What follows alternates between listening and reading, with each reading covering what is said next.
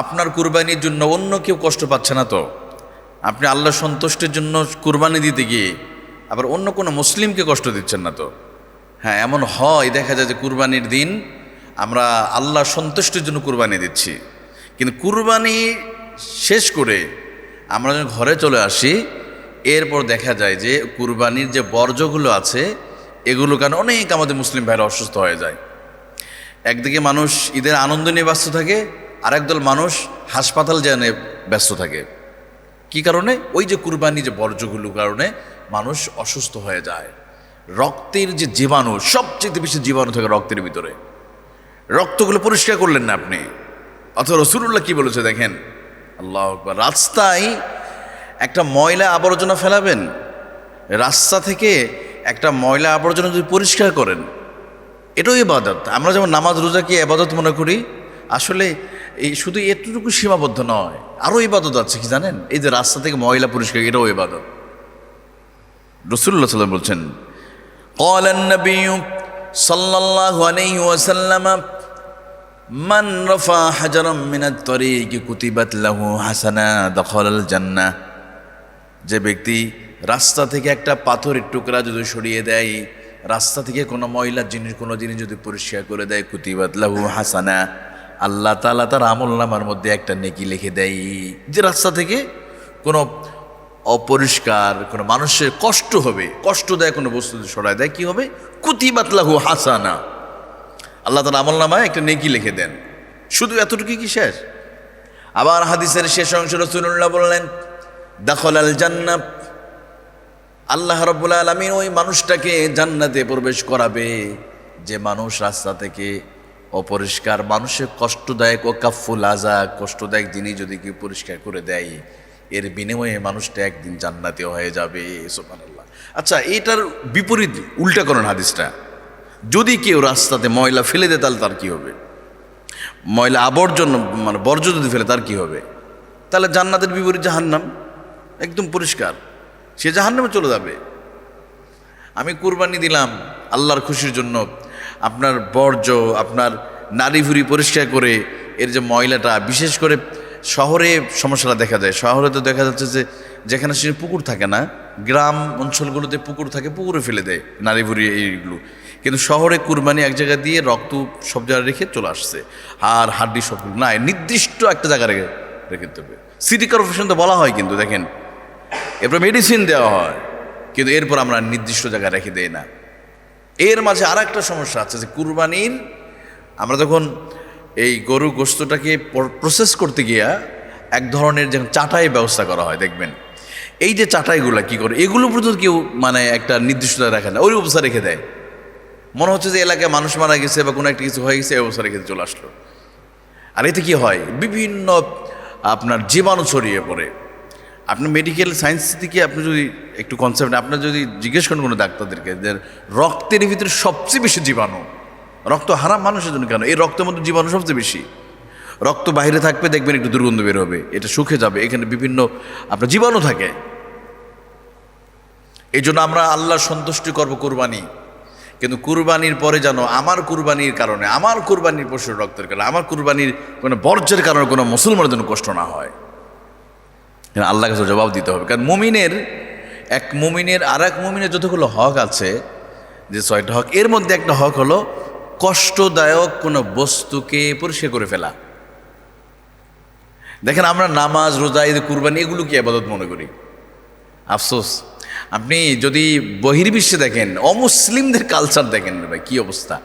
আপনি কানাডাতে যান, আমেরিকাতে যান, যদিও তাদের মধ্যে দিন নাই, ইসলাম নাই, কিন্তু তাদের কিছু স্বভাব চরিত্র অনেক দিকে আমাদের দিকে গিয়ে তারা আছে। আমরা মুসলিম হলেও কি হবে, আমাদের সুন্নাহ ভিত্তিক রাসূলুল্লাহর সেই আদর্শ ভিত্তিক আমাদের জীবনে সেই তো নাই, প্র্যাকটিস করছি না আমরা। কিন্তু আপনি কানাডাতে যদি দেখেন, আপনার আপনার সৌদি আরবে যদি দেখেন, এদের কি যে একবার একটা ভিডিওতে দেখলাম, কানাডার একজন মন্ত্রী রাস্তায় বিড়ালের মানে বর্জ্য, বিড়ালের পায়খানা পড়ে আছে, উনি টিস্যু বের করে সে ময়লাটা ওখান থেকে মানে রিসিভ করে নিয়ে সে ডাস্টবিনে ফেলে দিচ্ছে।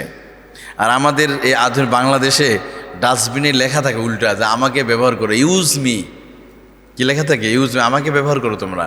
মানে আমরা এতটা মানে জ্ঞানপাপী মানুষ আমরা, যে আমরা বর্জ্যটা যে ফেলে দেবো ডাস্টবিনে ফেলে, এই জন্য ডাস্টবিন বলতে বাধ্য হয়েছে তোমার আমাকে ব্যবহার করো। ডাস্টবিনের শৈলে লেখা থাকে ইউজ মি, হেল্প মি, আমাকে ব্যবহার করো, আমাকে সাহায্য করো তোমার ময়লা ফেলে। সর্বনাশ, কি ভয়ঙ্কর। আবার দেখেন যারা ময়লা পরিষ্কার করে আমাদের এই ঢাকা শহরে, এদেরকে কি বলা হয়, এই ময়লা এদিকে আয়, ময়লা এদিকে আসে, ময়লাওয়ালা বলা হয়। কেন তাকে ময়লা বলবেন? ময়লাওয়ালাকে, আরে ভাই ওই তো ময়লা পরিষ্কারওয়ালা, আরে পরিষ্কারওয়ালা বলেন না আপনি। এই ময়লা যদি কি হতো, যদি রাজধানী ঢাকা শহরে যদি বেশি না 1 সপ্তাহের জন্য ময়লা নিয়ে বন্ধ করে দেয়, তাহলে রাজধানী ঢাকা শহরের মানুষ কিছুদিন পর অসুস্থ হয়ে যাবে, সব হাসপাতালে প্যাকেটিং হয়ে যাবে। কারণ আপনার যত্র ময়লা পড়ে যাবে। এই ময়লাগুলো পরিষ্কার কি, এই যে একদল মানুষ দেখবেন একটা ভ্যান গাড়িতে ময়লা নিয়ে চলে যায়, অমুক এলাকায় রেখে আসে, আর তাদেরকে আমরা সম্মান দিই না, এই ময়লা এদিকে আয়, আর গালি দেয় ময়লা এদিকে আয়। ঈদের সময় একটু বোনাস নিতে যায়, রাস্তায় মানে গেটের সামনে দাঁড়িয়ে রাখে, কলিং বেল ঠিক বলে আমরা দরজাটা পর্যন্ত খুলে দেই না। আর ভাই তুমি যারা তোমাকে কি করলো, তোমার ময়লা পরিষ্কার করে এখানে বসবাস করার জন্য তোমাকে একটা সুইটেবল প্লেস দিল, আজকে তুমি তাকে কি করছো না, মূল্যায়ন করছো না। ভাই এদেরকে ময়লাওয়ালা না, এদেরকে মূল্যায়ন করতে, এদের সম্মান দিতে হবে। এরাও মানুষ, এরা শ্রমিক, এরা আছে বলে আমরা পৃথিবীতে আছি, তাই না? এদেরকে ঘৃণা করা যাবে না। আর শ্রমভিত্তিক কাজ করছে সে শ্রমভিত্তিক কাজটাকে ইসলাম সবচেয়ে উৎসাহিত করেছে। আর চেয়ারে বসে কলমের খোসায় ঘুষের ইনকাম ইসলাম ইগনোর করেছে, ইসলাম এটা সাপোর্ট করে না। আর ওই যে যেটা হালাল ইনকাম, ওরা যাদের কষ্ট করে শ্রম দেয়, এরা হলো সঠিক কাজ করতেছে, কিন্তু এদেরকে আমরা মূল্যায়ন করি না। তা আমি যে বিষয়টা বলছিলাম, তাহলে আমাদের কুরবানি আমরা দিব কার জন্য? আল্লাহর জন্য। আল্লাহ ইখলাস, আল্লাহর জন্য ইখলাস হবে। পাশাপাশি কুরবানি পরে জানো কোনো আমার কুরবানির কারণে যেন কারো কষ্ট না হয়। আপনি একা যদি সচেতন হন, দেখেন প্রত্যেক যারা কুরবানি দিচ্ছে সবাই যদি সচেতন হয়, যেন 7 জনে যদি করবেন, সবাই 7 জন একটা নিয়ত করে ফেলেন এখন থেকে, ভাই এক কাজ করি আমরা কুরবানি শুধু গোস্ত নিয়ে চলে যাব না, আমরা কুরবানি গোস্ত ঘরে নিয়ে যাওয়ার পরে দিয়ে কী করে খোঁজখাত থাকে না, আর 1 সপ্তাহের কারো কোনো খোঁজখবর নাই। এই যে কুরবানি দিয়ে দিকে চলে গিয়েছে, যেখানে রক্ত পড়ে আছে, এটা যে পরিষ্কার করতে হবে, তারা যে ইমানই দায়িত্ব, কুরবানির মতো এটাও যে একটা মানে পরিষ্কার করা একটা ইবাদত, এটা বোঝে না আমরা বাঙালি, আমরা বুঝি না এটা। ভাই কুরবানি করা যেমন ইবাদত, কুরবানির সেই বর্জ্যটা পরিষ্কার করাও ইবাদত। আপনার কুরবানি না দেওয়া যেমন গুনাহের কাজ, কুরবানির পরে কুরবানি বর্জ্য রেখে যাও ঠিক তেমনই গুনাহের কাজ। এই জন্য আসুন আমাদের সচেতন হতে হবে, আমাদের প্রচার করতে হবে, মানুষকে এক মুসলমান ভাইকে জানিয়ে দেবে, ভাই তুমি কুরবানি দিচ্ছ, তুমি তোমার প্রত্যেকেই যদি কি করে সিদ্ধান্ত নেয় না, আমাদেরটা আমরা পরিষ্কার করব। সবাই যদি তার পাশের জন সে যদি করে, এভাবে করলে তো পরিষ্কার হয়ে যাচ্ছে। আর সিটি কর্পোরেশন তো আছেই আপনাদের হেল্প করার জন্য, নির্দিষ্ট জায়গায় যখন বলা হবে নির্দিষ্ট রেখে দেন, দেখবেন এই 2 দিন তারা নিয়ে চলে যাবে। আবার এই কুরবানির হাড্ডিগুলো আমরা নষ্ট করবো না, এগুলো কারণে দেখেন আমাদের মানবতা কল্যাণের কাজ হয়। এটাও কোটি কোটি টাকার ইনকাম আসে এই গরুর হাড্ডি থেকে, আমাদের বিভিন্ন কিছু তৈরি করা হয়। আমরা যে বিদ্যুতের যে সুইচগুলো দেখি না, এগুলো কোথা তৈরি হয়? এগুলো এই হাড্ডি দিয়ে তৈরি হয়, চিরুনি তৈরি হয় এই হাড্ডি থেকে। শুধু এগুলো যেখানে সেখানে ফেলে দেবো না, মনে করবো এটাও একটা কি সম্পদ, চামড়া এটাও একটা সম্পদ, হাড্ডি এটাও একটা সম্পদ। এগুলোকে আমরা কখনো যেখানে সেখানে ফেলে আমরা রাখবো না। কুরবানির নামে শো আপ করবেন না। আমরা কুরবানির নামে আমরা শো আপ করি, আমরা যেদিন থেকে পশু কিনেছি সেদিন থেকে শুরু হয়, এমনকি কুরবানির দিন জবাই করা পর্যন্ত শুরু হয়, এমনকি সেলফি তুলে ফেসবুকে দিয়ে দিচ্ছে।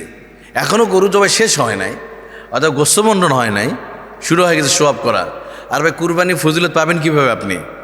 আপনার কোনো ইবাদত যদি হয় মানুষকে দেখানোর জন্য, তাহলে রাসূলুল্লাহ কী চলেন আপনাদের ওইদিকে নিয়ে চলে যায়। যদি কোনো ইবাদত, কিন্তু কুরবানি তো একটি ইবাদত, এটা তো লোক দেখানোর কিছু না, এরা যদি হয় মানুষকে দেখানোর জন্য, তাহলে নবী সাল্লাল্লাহু আলাইহি ওয়াসাল্লাম কী বলছে দেখেন, ভয়ঙ্কর কথা বলেছে। নবীজি বলেন, মান সাল্লা ইউরানি ফাকাদ আশরাকা ওয়া মান সামা ইউরানি ফাকাদ আশরাকা ওয়া মান তাসাদ্দাকা ইউরানি ফাকাদ আশরাকা। যে ব্যক্তি দান করলো মানুষকে দেখানোর জন্য, মান সাল্লা ইউরানি ফাকাদ আশরাকা, যে নামাজ পড়লো মানুষ আমাকে নামাজি বলবে এই জন্য নামাজ পড়লাম, তাহলে সে যেন শিরিক করলো। কি ভয়ঙ্কর কথা! অমন সামা ইউরানি ফাকাদ আশরাকা, আমি রোজা রাখলাম, মানুষ আমাকে সায়েম বলবে, রোজাদার বলবে, এই জন্য রোজা রাখলাম। রাসূলুল্লাহ বললেন ফাকাদ আশরাকা, তুমি শিরিক করলে। মান তাসাদ্দাকা ইউরানি ফাকাদ আশরাকা, মানুষ আমাকে দানবীর বলবে। এজন্য নাম উচ্চারণ না করলে অনেক সময় দেখবেন বিভিন্ন মসজিদে হুজুরদেরকে নামে স্লিপ দিছে, বলবে যে আমাকে 5,000 টাকা দিছে, কোনো কারণে বলতে দেরি, হুজুরের মনে নাই, বাস হুজুরের চাকরি চলে যাবে। হুজুর আপনি বললেন না কেন? শুরু হয়ে গেছে। আরে ভাই উনি বলতে ভুলে গেছে, হয়তো নামটা বলতে ভুলে গেছে, হয়তো আগামীতে বলবে। এমন ক্ষেত্রে ইমামের চাকরি চলে গেছে। মানে আমাদের সবটা করতে হবে, মানুষকে জানাতে হবে ভাই, আপনি এক হাতে দান আর এক হাত জানবে না, এটাই নিয়ম। আপনি এবাদত করছেন, মানুষ দেখানো কোনো লৌকিকতা উদ্দেশ্য দিয়ে থাকে, এই এবাদত কবুল হবে না। আপনি কুরবানি করছেন, আপনার ফেসবুকের 5,000 বন্ধু এক মুহূর্তে জেনে গেল, এক ক্লিকে জেনে গেল যে হ্যাঁ আব্দুর রহমান তো অনেক বড় কুরবানি দিচ্ছে। এই যে 5,000 বন্ধু যে একসাথে দেখলো, মানুষ দেখালেন, এটা যদি হয় আপনি ফেসবুকে দিয়ে অনেক শান্তি প্রশান্তি লাগলো, ভালো লেগেছে, আপনার এতটুকুই ভালো লাগা, কিন্তু এই কুরবানি কবুল হবে না, আপনার কুরবানি হবে না, সাধারণ একটা জবাই হয়ে গেল এটা। আপনি এমন কি না শিরিকও করে ফেললেন, এটা এক ধরনের। কারণ এই হাদিস মুসনাদে আহমদের হাদিস, মান তাসাদ্দাকা ইরানি ফাকাদ আশরাকা, দান করলাম মানুষ আমাকে দানবীর বলবে, তাহলে ফাকাদ আশরাকা, সে শিরিক করলো।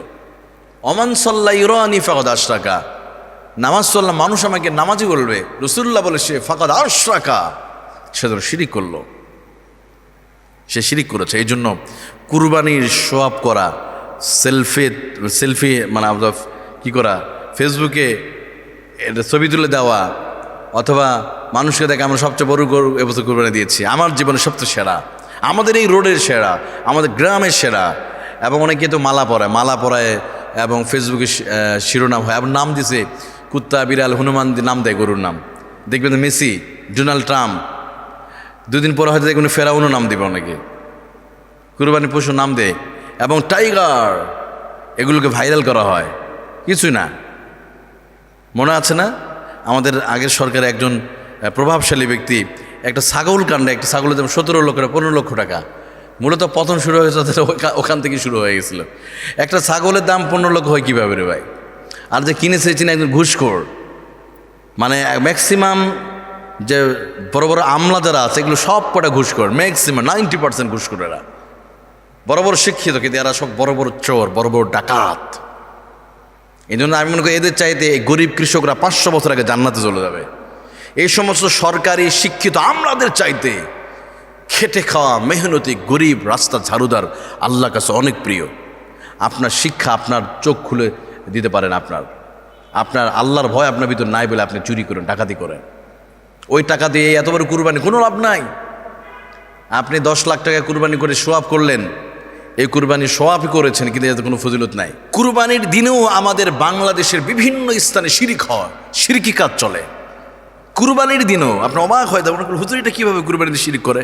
হ্যাঁ, কুরবানির দিন দেখেন অনেক মানুষ শিরিক করে, মুসলমান সন্তান তারা কি করে? কারণ আমরা তো পশু জবাই করতে যাই, দেখেছি এটা রাজধানী ঢাকা শহরে বিভিন্ন শিক্ষিত এলাকাগুলোতেও হয়। কুরবানি পশু যখন জবাই করা হয়, দেখবেন একদল মানুষ, আমাদের মহিলারা কি করে বা পুরুষ, একটা সাদা কাপড় নিয়ে আসে ওই কুরবানি যে পশুর যে জবাইয়ের সময় যে রক্তটা প্রবাহিত হয়, ওই প্রবাহিত রক্তে ওই কি করে, ওই কাপড়টা ভিজায় রেখে দেয়। এই কাপড়টা ভিজে রাখো, রক্ত কি করবে? ওরা বিশ্বাস করে এই মানে উৎসর্গের করার এই পশুর রক্তর মাখানো এই চাদরটা বা এই কাপড়টা করে রাখলে ওই ঘরে বিপদ আসবে, কোনো অকল্যাণ হবে না। নাউজুবিল্লাহ, শিরক, ভয়ঙ্কর শিরক। এটা আছে, নিজে চোখে দেখেছে, আমরা যখন জবাই করতে গেছি এটা হয়েছে, বিভিন্ন এলাকাতে আছে। এটা যদি রাজধানীতেও যদি হয় তাহলে অন্য এলাকাগুলোতে কী অবস্থা? বিভিন্ন এলাকায় এমনকি রক্তও রেখে দেয়। কীভাবে শিরিক চলে দেন? কুরবানি করছেন আপনি একদিকে, আর একদিকে শিরিক হচ্ছে। আর শিরিক থাকলে তার নামাজ কবুল হবে? হারাম। দেখেন আল্লাহ কি বলছেন। আল্লাহ রাব্বুল আলামিন বলেন, ইন্নাল্লাহা লা ইয়াগফিরু আন ইউশরাকা বিহি ওয়া ইয়াগফিরু মা দুনা যালিকা লিমান ইয়াশা ওয়া মান ইউশরিক বিল্লাহি ফাকাদ দাল্লা দালালাম বাঈদা। লা ইয়াগফির, আল্লাহ তাআলা কোশ্চিন কালেও শিরিক যেগুলো আল্লাহ মাফ করবে না। আইয়ুশরাকা বিহি ওয়া ইয়াগফিরু মা দুনা যালিকা লিমান ইয়াশা। আল্লাহ রাব্বুল আলামিন চাইলে অন্য গুনাহগুলো মাফ করবে, কিন্তু শিরকের গুনাহ মাফ করবে না। আপনি এই যে রক্তটাকে কল্যাণ মনে করলে আল্লাহ রক্তটাকে হারাম করেছে, রক্ত হারাম, কিন্তু এই রক্তকে আপনি আল্লাহ সমকক্ষ দাঁড় করেন। রক্তটা, এই রক্ত মাখানো চাদরটা ঘরে রাখলে ঘরে কোনো পেতাত্তা, কোনো জাদু টোনা, মানুষের কোনো ক্ষতি হবে না। এই যে রক্তের প্রতি বিশ্বাস চলে আসলো, আল্লাহকে বাদ দিয়ে রক্তকে আল্লাহ জায়গায় বসায় দিলেন, এটাই শিরক। আপনার সমস্ত অকল্যাণ দূর করতে পারে। এই জন্য আল্লাহ তাআলা একটু দোয়া শিখিয়ে দিছে, সূরা ফালাক আর নাস। যত বড় জাদু টোনা হোক না কেন, আপনি আবার যেই ঘরের ভিতরে মান করা সূরাতুল বাকারা, যেই ঘরের ভিতরে সূরাতুল বাকারা তেলাওয়াত করা হবে, ইবলিস আর শয়তান ওই ঘর থেকে মানে পিছনের রাস্তা দিয়ে বায়ু সাথে পালিয়ে যাবে। যেই ঘরের ভিতরে সূরাতুল বাকারা শেষ দুইটা আয়াত তেলাওয়াত করা হবে, আমানার রাসূলু বিমা উনজিলা ইলাইহি মির রাব্বিহি ওয়াল মুমিনুন কুল্লুন আমানা বিল্লাহি ওয়া মালাইকাতিহি ওয়া কুতুবিহি ওয়া রুসুলিহি, এই আয়াতগুলো যারা পড়বে ঘরে কোনো মানুষ ক্ষতি করতে পারবে না। তাহলে আল্লাহর শিখানো আমল বাদ দিয়া আপনি শয়তানের শিখানো আমলে চলে গিয়েছেন, এটা তো হিন্দুরা বিশ্বাস করে। হিন্দুরা যখন পাঠা বলি দেয় তখন তারা কি করে, তারা এই রক্ত সংগ্রহ করে রেখে দেয়। ওরা পাঠা বলি দেওয়ার সময় রক্তটা কেউ রেখে দেয়, এরকম কাপড়ে মিশায়। আর আমরা মুসলমানরা এটা করি। আমাদের আর একটা শিরিক আছে, কুরবানির দিনও আমরা কি শিরিক করি দেখেন। কুরবানির দিনে আর একটা শিরিক হলো, অনেকে হাড্ডিটা, ওই গরুর হাড্ডি, এই চোয়ালের যে হাড্ডিটা আছে, এটা ঘরে মানে বাড়িতে রেখে দেয়, নিজেদের ঘরে কোনো মাঠে জমি ইয়েতে ঝুলাই রাখে, মানে ওই মাঠের ফসল ভালো হবে, ওই জমির ফসল ভালো হবে। কত বড় মানে আমাদের মানে কি বলবো, আপনি জাহিলি হলে এটা আমরা করতে পারি। আর ভাই তোমার হাড্ডি কি দিবে আপনাকে, বরং এই হাড্ডিটা এটা জাতীয় সম্পদ। এই গরুর হাড্ডি থেকে যদি সুইচ তৈরি করা হয়, আপনার চিরুনি তৈরি করা হয়, অর্থাৎ কোটি কোটি টাকার বিজনেস আছে এই হাড্ডিগুলো দেয়া, গরু ছাগলের হাড্ডি। আর আপনি ঘরের মধ্যে ঝুলে রাখলেন বরকতের আশায়। আস্তাগফিরুল্লাহ, আল্লাহ মাফ করে দিক। এই জন্য কুরবানি দিচ্ছি আমরা আল্লাহর খুশির জন্য। আর কুরবানি করতে গিয়ে যদি আমরা আবার শিরকে লিপ্ত হয়ে যাই, আল্লাহ মাফ করবে না ভাই কোনোদিন। কারণ ওই যে এটা কোথা থেকে আসছে, রক্ত সংগ্রহ করা, এটা আসছে অমুসলিমদের থেকে। ওরা যে বলি দেয়, এরকম 1000 বছর আগে খ্রিস্টানদের ধর্ম ছিল এরকম, ওরা জীবন্ত শিশুকন্যাদের জবাই করত, রক্ত রেখে দিত, রক্ত পান করত। আর আল্লাহ আগেই বলে দিয়েছে, তোমরা কুরবানি দিচ্ছ, লা ইয়ানালাল্লাহ লুহুমুহা ওয়ালা দিমাউহা ওয়ালাকিন ইয়ানালুহুত তাকওয়া মিনকুম। পৃথিবীর মানুষ, তোমাদের কুরবানি পশুর মাংস, রক্ত, শিং কোনো কিছুই আমার কাছে পৌঁছায় না। আমার কাছে পৌঁছে তোমাদের অন্তর, তাকওয়া, খোদাভীতি। কুরবানির দিনে আমরা কি পশুর মতো আচরণ করছি না কিছু কিছু ক্ষেত্রে? দেখেন, কুরবানির দিন আমরা প্রতিবেশী এমনও আছে যে যাদেরকে আমরা গোশতটা পৌঁছাতে পারি না। এমনও দিন আছে কেউ ফ্রিজ থেকে মাছ বের করে রান্না করে খায়, অথবা বাহির থেকে যারা গোশত নিতে আসে তাদের সাথে আমরা পশুর মতো আচরণ করি, মানে নোংরা আচরণ করি। অথচ রাসূলুল্লাহ সাল্লাল্লাহু আলাইহি ওয়াসাল্লাম কি বলেছে? রাসূলুল্লাহ সাল্লাল্লাহু আলাইহি ওয়াসাল্লাম বলেছেন, কোরআন কি বলেছে? সূরা নিসা 35 নম্বর আয়াত বের করেন আপনারা। আল্লাহ প্রতিবেশীর বিষয়ে এতটা কথা বলেছে, এতটাই বলেছেন যে জিবরিল আলাইহিস সালাম প্রায় নবী সাল্লাল্লাহু আলাইহি ওয়াসাল্লামকে এসে বলতেন প্রতিবেশীর বিষয়ে, এত সচেতন করেছে। অথচ কুরবানির দিনে আপনি গোশত মানে সুন্দর করে তৈরি করে প্রসেস করে আপনি প্যাকেট করে নিয়ে ফ্রিজে রেখে দিবেন, আর আপনার পাশের ফ্ল্যাটে, পাশের বাড়ির, পাশের ঘরের, আপনার বাড়ির বা আপনার ফ্ল্যাটের পাশে যে 40টা ঘর, এটাকে বলে আপনার প্রতিবেশী, নিকট প্রতিবেশী যেটা। এদের খোঁজখবর যদি না নেন, আপনার এরকম মানে একটা কুরবানি করে 1000টা কুরবানিতে কোনো লাভ নাই যদি প্রতিবেশীর ঘরে যদি সেদিন যদি আপনার ওই যে যদি কুরবানির হাদিয়া যদি না পৌঁছায়। কারণ আল্লাহ তো বলেছে তোমরা কি করো, ফাকুলু মিনহা ওয়াতিমুল বাইসাল ফাকির ওয়াতিমুল কানিয়া ওয়াল মুতার কাযালিকা সাখখারাহা লাকুম লিতুকাব্বিরুল্লাহ আলা মা হাদাকুম ওয়া লাআল্লাকুম তাশকুরুন। আল্লাহ বলেন তোমরা পশুটাকে কি করো, ফাকুলু মিনহা, তোমরা খাও, নিজেরা খাবে, ওয়াতিমুল কানিয়া ওয়াল মুতার, আর যারা চাইতে পারে না, তোমার নিকট প্রতিবেশী যারা আছে, মানুষের যারা চাইতে পারে না, সওয়াল করতে যারা পারে না, যারা বসে আছে তাদেরকে তোমরা খাওয়াও, তাদেরকে তোমরা পৌঁছে দাও। আর নিজেরা খাও, অন্যেরে খাওয়াও। আল্লাহ রাব্বুল আলামিন কোরআনুল কারীমে বলার পরও আমরা কি করি? অনেকে আছে দেখবেন কুরবানির সম্পূর্ণ গোস্ত নিয়ে চলে গেছে ওনার ঘরে। আবার এই জন্য এক্সট্রা ফ্রিজ কেনা হয় কুরবানি উপলক্ষে। আবার কোম্পানিগুলো বসে থাকে ঈদুল আজহা উপলক্ষে, মিনিস্টার এত ডিসকাউন্ট, বাস আমরা ওগুলো নিয়ে গোস্ত রিজার্ভ করে রেখে দেই। আর ভাই, একটা মানুষ তো, গরিবরা তো খেতে পারে না, আপনি তো পারেন, আপনাকে আবার রিজার্ভ করে রেখে দিতে হবে।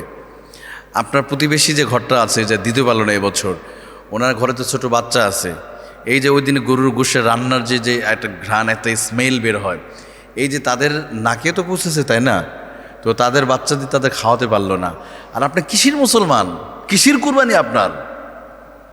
এরকম হাজারটা কুরবানিতে কোনো লাভ নাই যদি কিনা আপনার প্রতিবেশীর কাছে যদি গোস্ত না পাঠাতে পারেন। লজ্জাজনক এটা কথা। এটা আমরা ওয়াজ করতে হবে কেন মুসলমানদেরকে? আমাদেরকে কেন নতুন করে এটা বুঝাতে হবে আমাদের, যেখানে কোরআনে আল্লাহ বলেছে কি? সূরা নিসা 35 নম্বর আয়াতটা বের করুন।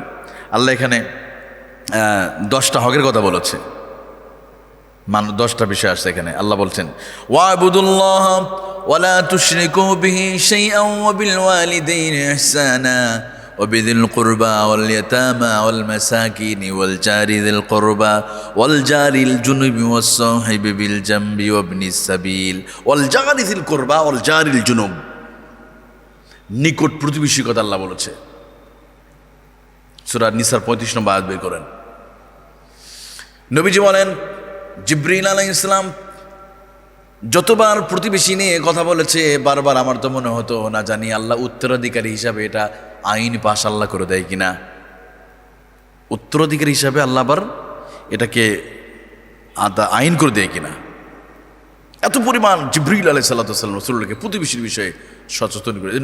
তুমি যখন তরকারি রান্না করবে, ঝোল বাড়িয়ে দাও, কারণ প্রতিবেশী যে খায় না তার কাছে পৌঁছায় দাও। সুবহানাল্লাহ, প্রতিবেশী এত বলেছে। আপনি অনেক আপনি তো একটু 1 কেজি হোক, 250 গ্রাম হোক, 500 গ্রাম হোক, একটু হয়তো পৌঁছানো যেতে পারতো। যাদের আপনার ঘরের পাশে, এখন থেকে খোঁজ লাগান, আপনার ঘরের পাশে কারা কারা কোরবানি দিচ্ছে না তার একটা লিস্ট তৈরি করা। আলহামদুলিল্লাহ, গ্রামগুলোতে একটু ভালো দৃশ্য দেখা যায় যে লিস্ট তৈরি করা হয়। বিভিন্ন গ্রামে সমাজ আছে যে এই সমাজে কারা দিল না কারা দিল, একটা লিস্ট তৈরি করা হয়, পরে সামাজিকভাবে গোস্ত দিয়ে দেওয়া হয়। বা আমার চমৎকার। কিন্তু শহরে এটা তো নাই। শহরে তো বিভিন্ন ফ্ল্যাট, অ্যাপার্টমেন্ট আছে, অনেক ফ্যামিলি বসবাস করে। হয়তো অনেকে ফ্ল্যাটে থাকে, বাট বাড়ি ভাড়া দিতে পারেনি, সন্তানের টিউশন ফি বা বিভিন্ন কারণে থেমে গেছে এবছর তার জীবনটা।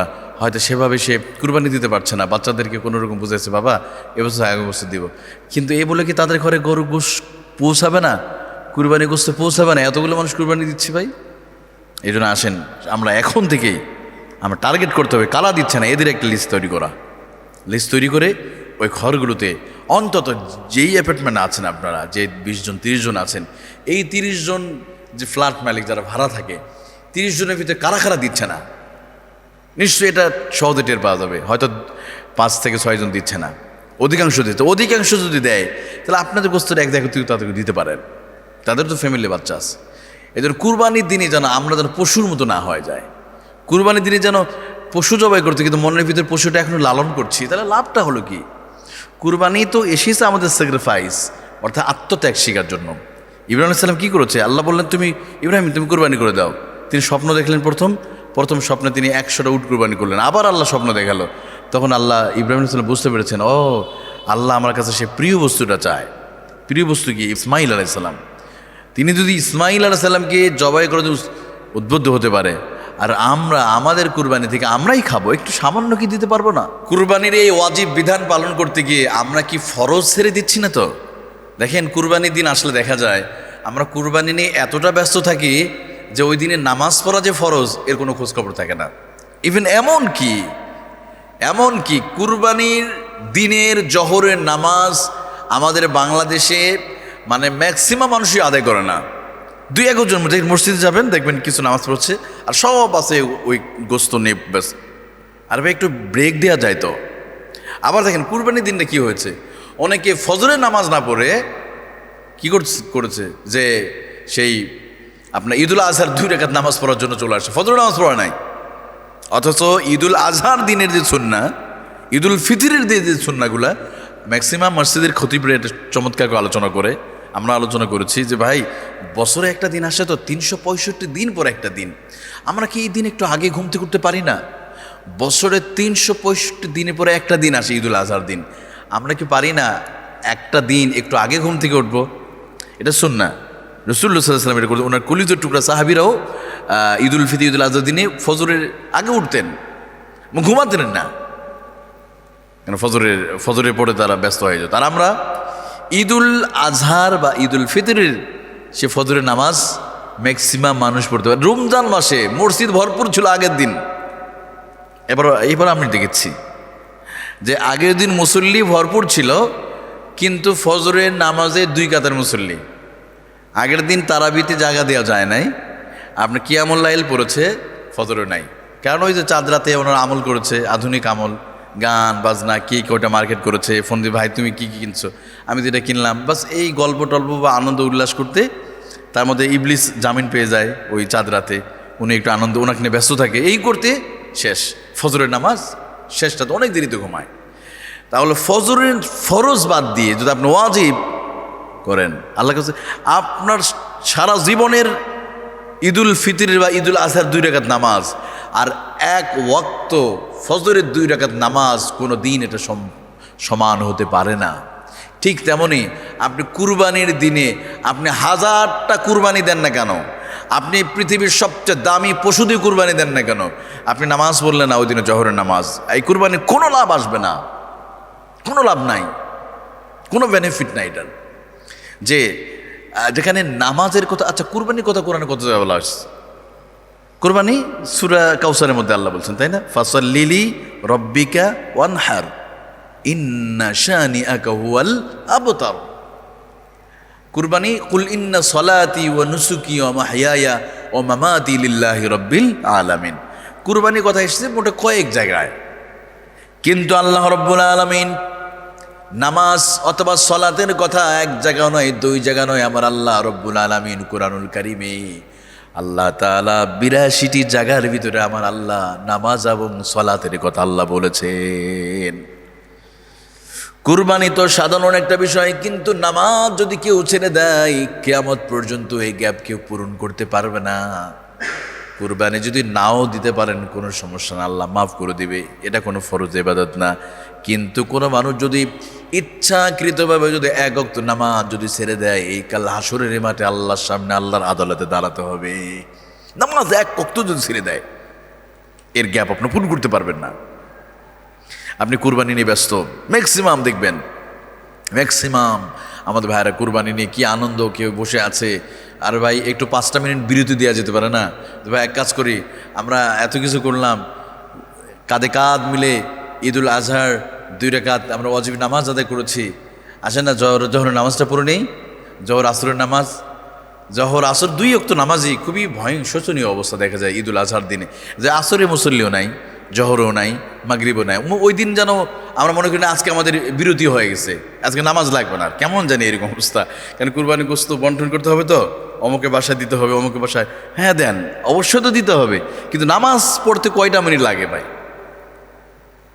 এই জন্য কথাটা হলো এই যে ওয়াজিব করতে গিয়ে আমরা কি ফরজ ছুটে যাচ্ছি কিনা, এটা আমাদের আগে থেকে মাথায় রাখতে হবে। আপনি একটু কল্পনা করে দেখেন, প্রতিটা ঈদুল আজহার দিনে দেখা যায় ওই দিন মানে আমরা অনেক জাননেওয়ালা মানুষ, ইভেন এমন কি যে নামাজ কখনো ছাড়ে না, এমন মানুষগুলো দেখা যায় যে কুরবানি, আবার সে মনে করুন আমি যদি এখান থেকে চলে যাই আবার কেউ গোশত চুরি করে কিনা, বা এরকম কিছু মানুষের টেন্ডেন্সি থাকে।